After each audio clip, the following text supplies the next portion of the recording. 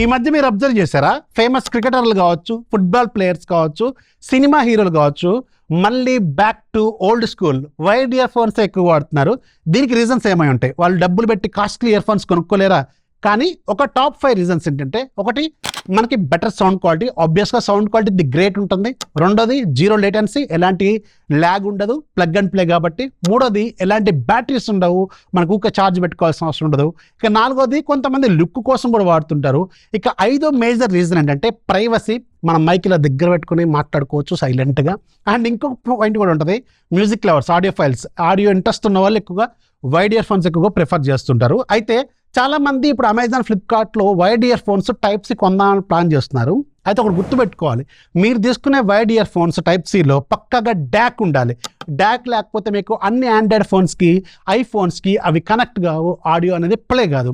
నేను ఒక top 5 suggestions చెప్తాను, వీటిని గుర్తుపెట్టుకోండి.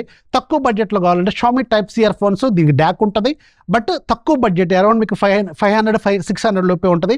రెండోది నా ఫేవరెట్ JBL ట్యూన్, మీకు 310C ఉంటుంది. ఇది అరౌండ్ 1000 రూపాయలు ఉంటుంది. మింత్రాలో అవైలబుల్గా ఉంది, అమెజాన్లో 1300 దాకా ఉంది.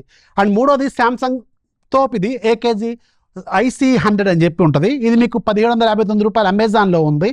కానీ మీకు డిజీ హ్యాట్ దాంట్లో మీకు అరౌండ్ 1499 రూపాయలకి అవైలబుల్గా ఉంది.